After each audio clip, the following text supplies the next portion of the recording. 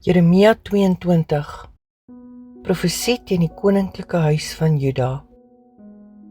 So sê die Here, gaan af in die huis van die koning van Juda en spreek daar hierdie woord en sê, hoor die woord van die Here, o koning van Juda, wat sit op die troon van Dawid, jy en jou dienaars en jou volk wat deur hierdie poorte ingaan. So spreek die Here, doen reg en geregtigheid en red die beroofde uit die hand van die verdrukker en doen geen skade, geen geweld aan vreemdeling, wees en weduwee nie en vergiet geen onskuldige bloed in hierdie plek nie. Want as julle hierdie saak sorgvuldig doen, sal deur die poorte van hierdie huis konings ingaan wat op die troon van Dawid sit, wat op strydwaans en op perde ry, hy en sy dienaars en sy volk. Maar as julle na hierdie woorde nie luister nie, dan sweer ek by myself, spreek die Here, dat hierdie huis 'n puinhoop sal word. Want so sê die Here aangaande die huis van die koning van Juda, Gilead is jy vir my, die top van die Libanon. Waarlik, ek sal jou 'n woestyn maak, stede wat nie bewoon word nie. En ek sal verwoesters teen jou heilig, elkeen met sy wapens, en hulle sal jou beste seders afkap en in die vuur gooi.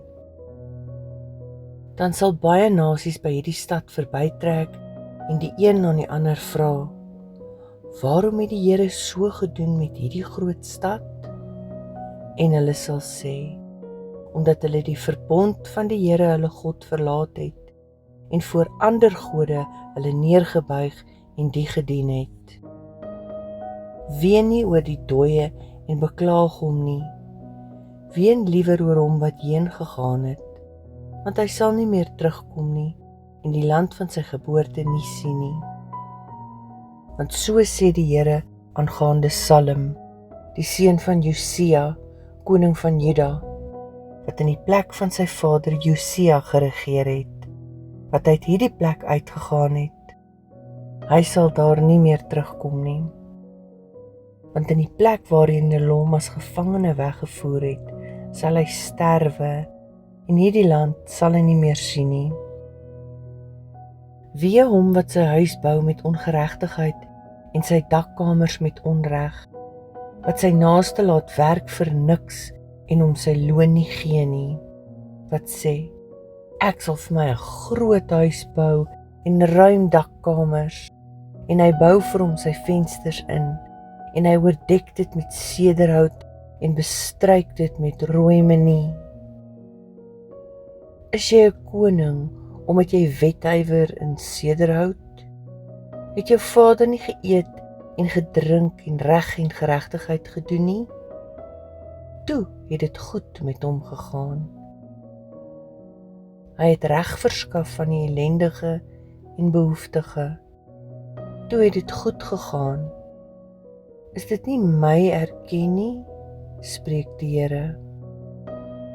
Maar jou oë en jou hart is net op jou onregverdige wins en op onskuldige bloed, om dit te vergiet, en op verdrukking en afpersing, om dit uit te voer. Daarom sê die Here so van Jojakim, die seun van Josia, koning van Juda, hulle sal hom nie beklaag met, ag my broer of ag suster nie.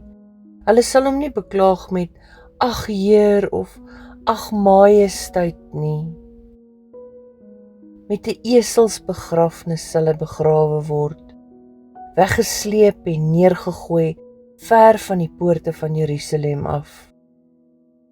Klim op die Libanon en skreeu en laat in Basan jou stem hoor. Ja, skreeu van die gebergte Abarim af, want al jou minnaars is verbreek. Ek het met jou gespreek in jou sorgelose rus, maar jy het gesê, ek wil nie luister nie. Dit was jou weg van jou jeug af, dat jy na my stem nie geluister het nie. Die wind sal al jou herders verstrooi en jou minnaars sal in gevangenskap gaan. Ja, dan sal jy beskaamd staan en in die skande kom weens al jou boosheid. Jy wat sit op die Libanon, vasgenestel in die seders, hoe sal jy sug as weë oor jou kom? Smart soos van een wat baar. So waar as ek leef, spreek die Here, al was Gonja, die seun van Jojakim, koning van Juda, 'n seelring aan my regterhand, tog sal ek jou daar afruk. En ek sal jou gee in die hand van hulle wat jou lewe soek, en in die hand van hulle vir wie jy bang is, naamlik in die hand van Nebukadneser, koning van Babel, en in die hand van die Galdeërs. En ek sal jou wegslinger, saam met jou moeder wat jou gebaar het, na 'n ander land waar jy nie gebore is nie, en daar sal jy sterwe. Maar na die land waar hulle siel na verlang om daarin terug te kom, daarheen sal hulle nie teruggaan nie. Is hierdie man Gonja 'n veragte, verbryselde voorwerp, of 'n ding waar 'n mens geen behae in het nie? Waarom is hy en sy geslag weggeslinger en weggewerp in 'n land wat hulle nie ken nie? O land, land, land, hoor die woord van die Here. So sê die Here, skryf hierdie man op as kinderloos, 'n man wat nie voorspoedig sal wees in sy dae nie, want dit sal niemand van sy geslag geluk om te sit op die troon van Dawid en nog oor Juda te heers nie.